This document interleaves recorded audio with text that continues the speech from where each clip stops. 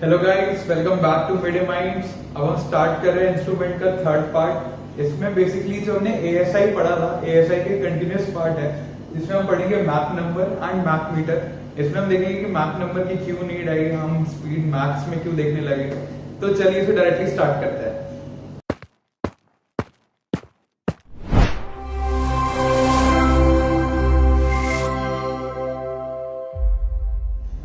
तो चलिए सबसे बेसिक से स्टार्ट करते हैं कि what is Mach number. Mach number होता क्या है? It tell us how fast an aircraft is flying compare to the speed of sound. कि मतलब हमारा एयरक्राफ्ट कितनी स्पीड पे उड़ रहा है as compare to the speed of sound. तो अगर मैक नंबर हमारा 1 शो कर रहा है तो वो दिखा रहा है कि जो हमारी स्पीड ऑफ एयरक्राफ्ट है that is equal to the speed of sound, अगर हमारा मैक नंबर 1 है। For an example, if the plane is at Mach 2, अगर वो मैक 2 पे फ्लाई कर रहा है तो उससे क्या मतलब है? It's flying 2x the speed of sound. जो हमारे एयरक्राफ्ट की स्पीड है वो डबल है to the speed of sound. अब मैक नंबर का फॉर्मूला होता है कि मैक नंबर निकालते कैसे हैं। तो इसका फॉर्मूला है TAS by local speed of sound. And अगर लोकल स्पीड ऑफ साउंड हमें एक्चुअल उस ऑल्टीट्यूड पे निकालना है कि लोकल स्पीड ऑफ साउंड कितनी है, क्योंकि जैसा हमें पता है कि हम जैसे ग्राउंड लेवल से ऊपर जाते जाते रहते हैं हमारा टेम्परेचर कम होता रहता है एंड जो हमारी डेंसिटी है वो कम होती रहती है।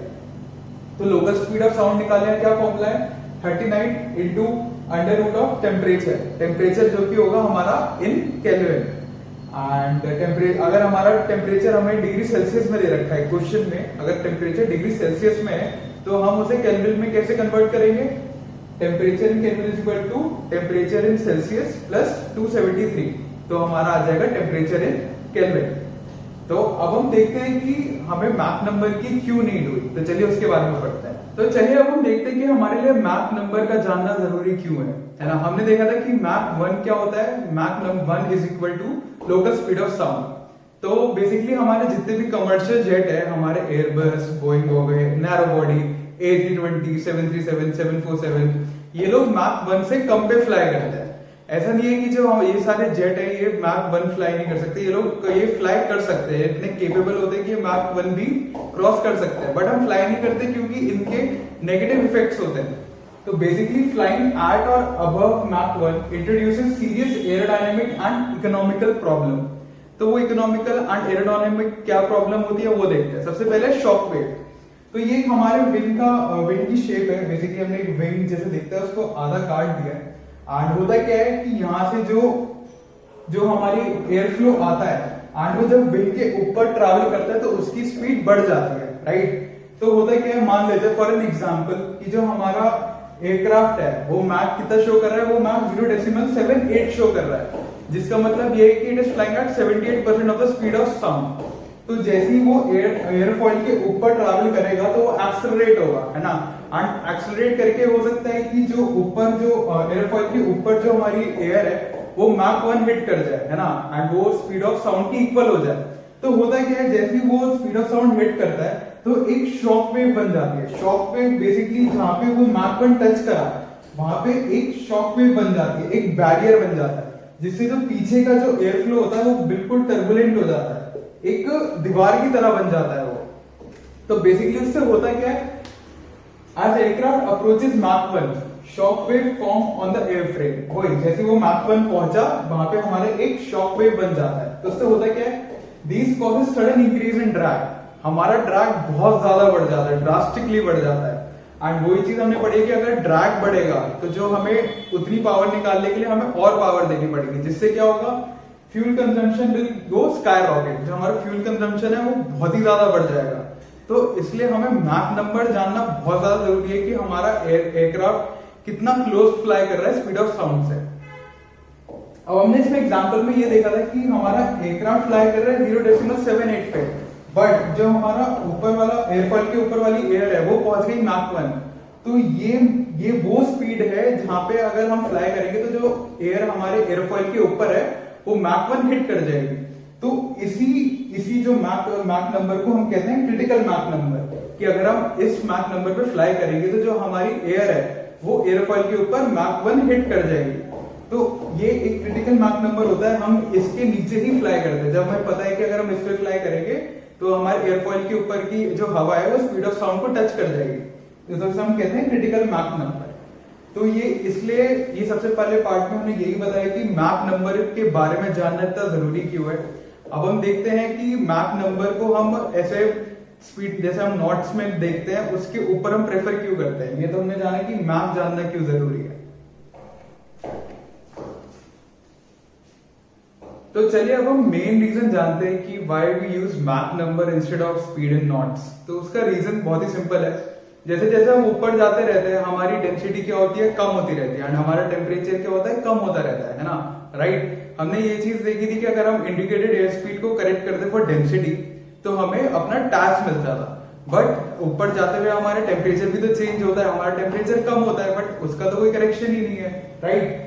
तो फिर हमने उसके लिए मैक नंबर निकाला है, जिसमें हम मैक नंबर का फॉर्मूला क्या देखा था हमने, tax by local speed of sound, right. तो लोकल स्पीड ऑफ साउंड का क्या फॉर्मूला था, 39 into under root of temperature in kelvin. अब ये टेम्परेचर के अकॉर्डिंग है, ऊपर जाएंगे टेम्परेचर कम होगा, अगर टेम्परेचर कम हुआ तो हमारी पूरी ये वाली वैल्यू तो कम हो गई ना, तो लोकल स्पीड ऑफ साउंड ऊपर जाते जाते कम होगा। वही as altitude increases temperature decreases, and वही हमने चीज भी देखी, अगर टेम्परेचर कम होगा तो हमारा स्पीड ऑफ साउंड भी कम होगी।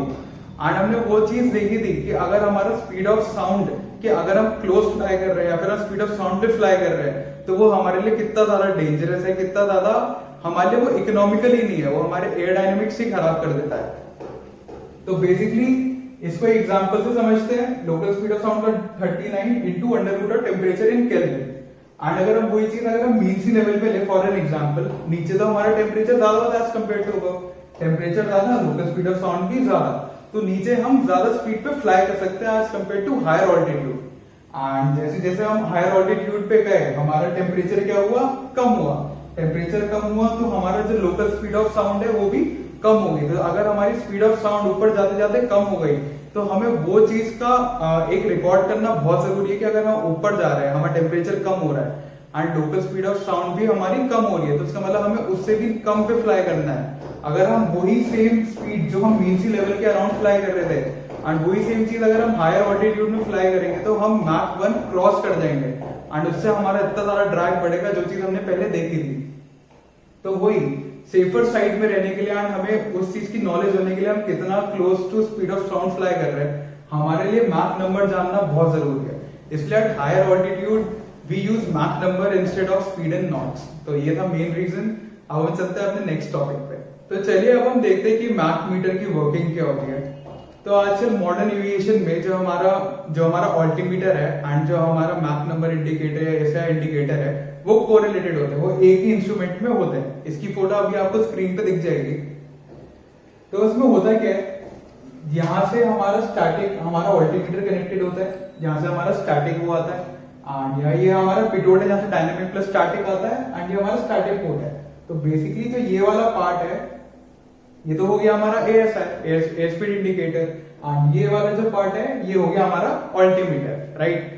तो इसमें एक चीज लिखी है कि any of the capsule expand the Mach number will increase. अगर इनमें से कोई भी कैप्सूल एक्सपैंड करती है तो वो हमारा जो मैक नंबर है वो इंक्रीज होगा। तो उसे देखते हैं कैसे। जो हमारा मैक नंबर है उसका फॉर्मूला हमने देखा था कि TAS by local speed of sound, कि वो डिपेंड करता है हमारा टैच पे एंड बाकी local speed of sound currently क्या है, राइट। तो अब जैसे हमने देखा कि अगर हम क्लाइंब कर रहे हैं, है ना, तो हमारा ऑल्टीमीटर में क्या होगा, इस वाले में जो हमारा प्रेशर होता है वो हम ऑलरेडी सेट करते हैं, राइट। बट जैसे जैसे हम ऊपर जाएंगे जो हमारा स्टैटिक प्रेशर आ रहा है वो कम होता रहेगा जैसे जैसे हम क्लाइंब करेंगे। तो ये वाली कैप्सूल एक्सपैंड करेगी, राइट। अब इसे हम इस चीज से भी समझते हैं कि हमने एक पिछले वाले चैप्टर में फॉर्मूला पढ़ा था कि dynamic pressure is equal to half rho V square, right. तो अगर हम जैसे क्लाइंब करेंगे तो जो हमारी डेंसिटी है वो कम होगी, है ना। अगर हमारी डेंसिटी कम हुई तो जो हमारी टास है वो बढ़ेगी, है ना। एंड अगर हमारी टास बढ़ी तो हमारा मैक नंबर बढ़ेगा। एंड वही चीज हमने पढ़ी थी कि जो हमारा मैक नंबर है वो लोकल स्पीड ऑफ साउंड पे भी डिपेंड करता है।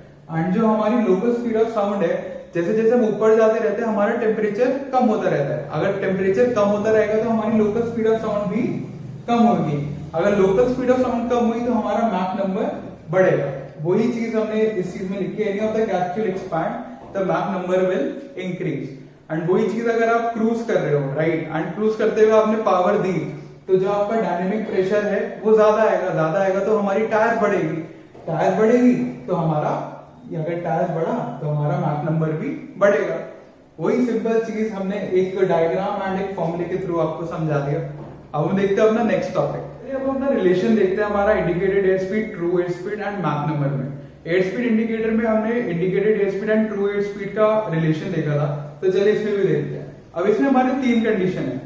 Climbing in normal atmospheric condition. Normal atmospheric condition मतलब कि जैसे हम क्लाइंब कर रहे हैं, हमारा टेम्परेचर कम हो रहा है, हमारी डेंसिटी कम हो रही है। एंड इसी में ही हमारे 2 और कंडीशंस है, एक होता है आइसोथर्मल एंड एक होता है इन्वर्जन, उसके बारे में भी पढ़ेंगे। तो सबसे पहले देखते हैं climbing in normal condition. Normal condition में हमारा फर्स्ट है with constant indicated air speed. अब हमने सबसे पहले फॉर्मूला पढ़ा था एक कि Q is equal to half rho V square, जिसमें Q होता है हमारा indicated air speed and half rho V square, जो रो है वो हमारी डेंसिटी एंड वी स्क्वायर ये हमारा टास्क, राइट। तो इसमें क्या है, हमारा इंडिकेटेड एयर स्पीड कांस्टेंट है, तो हमारा ये वाली वैल्यू कांस्टेंट है। अब हम ऊपर क्लाइंब कर रहे हैं, तो ऊपर क्लाइंब करते हुए जो हमारी डेंसिटी है वो कम होगी, राइट। तो इसकी पूरी, अगर ये हमारी वैल्यू कम हो रही है तो उसको इक्वल करने के लिए टू इंडिकेटेड एयर स्पीड हमें अपने टास्क को बढ़ाना पड़ेगा, तो हमारा टास्क बढ़ेगा, राइट। अब हम मैक नंबर में देखते हैं कि मैक नंबर में क्या होगा। मैक नंबर का फॉर्मूला है tyre bye local speed of sound. Local speed of sound के फॉर्मूले को हम खोल के ऐसे लिख सकते हैं 39 into under root of temperature in kelvin. तो हमने जैसे देखा कि हमारा टास्क बढ़ रहा है, तो हमारा टास्क बढ़ा and local speed of sound के फॉर्मूले के अकॉर्डिंग टेम्परेचर इन केल्विन, ऊपर जाते जाते टेम्परेचर हमारा कम होगा, तो ये वाली वैल्यू हमारी कम होगी। अगर ये हमारी वैल्यू कम है एंड हमारा टास्क ज्यादा है तो मैक नंबर ऑब्वियसली बढ़ेगा। तो with constant indicated air speed, IAS हमारा कांस्टेंट है, टास्क क्या हुआ, टास्क हमारा बढ़ेगा एंड मैक नंबर क्या हुआ, बढ़ गया। अब हम नेक्स्ट देखते हैं, अगर हमारा टास्क कांस्टेंट है वही, तो हमारा जो इसकी वैल्यू है वो कांस्टेंट है, ऊपर जाते हुए डेंसिटी क्या होगी, डेंसिटी कम होगी, राइट। तो जो ये वाली वैल्यू है ये कम होगी ओवरऑल, तो उसको इक्वल करने के लिए जो हमारा आईएस है वो भी कम होगा, राइट।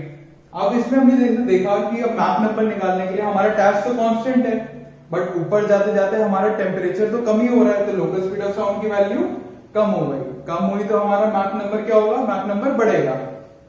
तो इंडिकेटेड एयर स्पीड क्या हुआ, कम, टास्क तो हमारी कांस्टेंट है एंड मैक नंबर क्या होगा, मैक नंबर बढ़ेगा।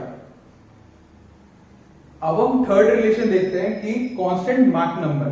अब हम इसको देखते हैं कि हमारा मैक नंबर ही कांस्टेंट है, राइट। अब हम क्लाइंब कर रहे हैं, टास्क को अभी हम देखते हैं, लोकल स्पीड ऑफ साउंड ऊपर जाते जाते क्या होगी, कम होगी, राइट। अब हमें ये वाली वैल्यू मैक नंबर की इक्वल रखनी, क्योंकि हमारा मैक नंबर कांस्टेंट है, तो लोकल स्पीड ऑफ साउंड कम हुई, तो इसको इक्वल, ये वाला पार्ट को इक्वल रखने के लिए इसके हमें टास्क को भी क्या करना पड़ेगा, कम करना पड़ेगा।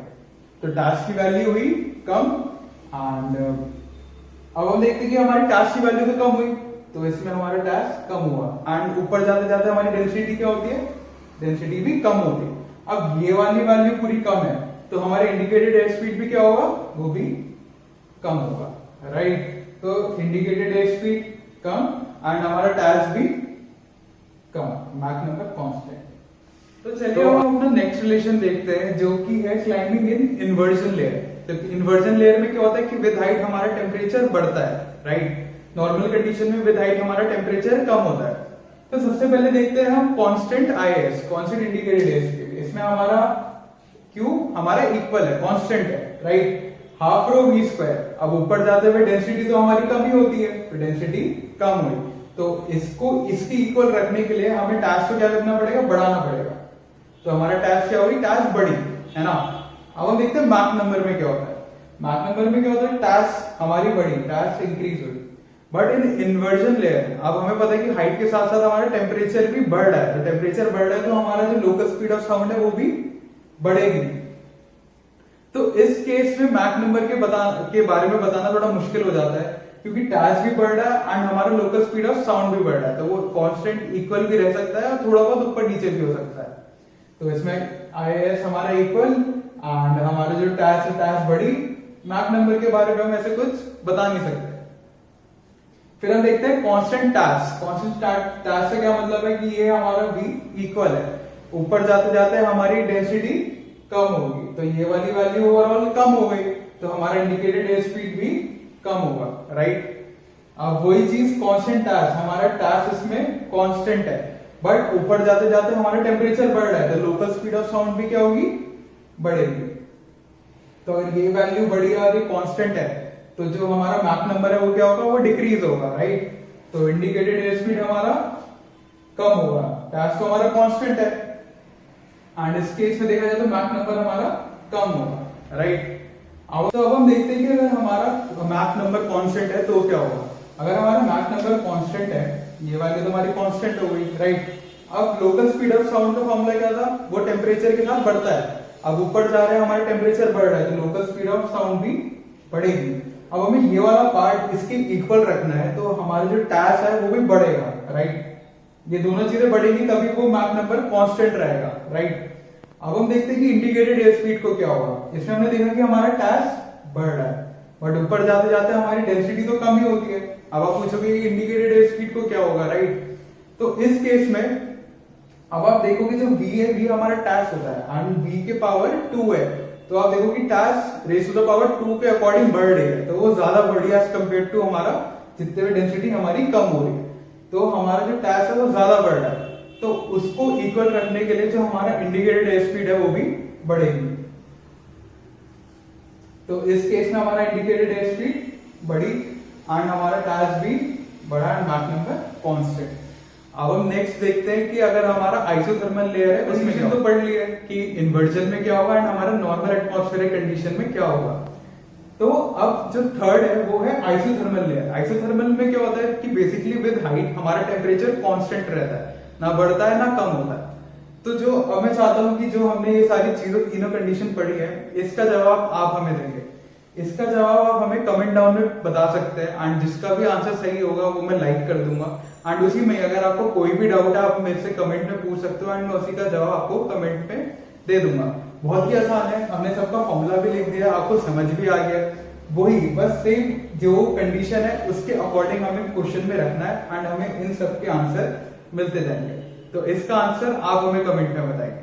तो चलिए अब हम देखते हैं एरर ऑफ हमारे मैक। लास्ट टॉपिक देखते हैं जो कि है error of our Mach meter, कि मैक मीटर के एरर क्या है। तो बेसिकली जो भी हमारे एरर है वो सेम एज जो हमारा एयर स्पीड इंडिकेटर था, बस उसमें हमारा कंप्रेसिबिलिटी एरर नहीं होता हमारे मैक मीटर में, एंड डेंसिटी एरर नहीं होता। इंस्ट्रूमेंट एरर अगर मैन्युफैक्चरिंग डिफेक्ट है, पोजीशन ऑफ प्रेशर एरर कि ढंग से हमारा प्रेशर ही नहीं जा रहा पिटोट से और स्टैटिक से, तो वो सेंस कैसे करेगा, राइट। ब्लॉकेज एरर जो हमने पढ़ा था कि अगर स्टैटिक पोर्ट ब्लॉक हो गया तो क्या होगा, पिटोट पोर्ट ब्लॉक हो गया तो under heat over heat client, वो बिल्कुल इट इज सेम एज जो हमने पढ़ा था एयर स्पीड इंडिकेटर में। अगर आपको ये जानना है तो आप हमारे एयर स्पीड इंडिकेटर की वीडियो देख सकते हो, उसका लिंक आपको डिस्क्रिप्शन में मिल जाएगा। तो यहाँ पे हमारा मैक मीटर मैक नंबर खत्म होता है। इसमें कोई भी डाउट है तो आप हमें कमेंट्स में या फिर आप हमें इंस्टाग्राम पे टेक्स्ट करके भी बता सकते हो। तो अगर आपको ये सब अच्छे से समझ आया तो please like share and subscribe. Thank you so much.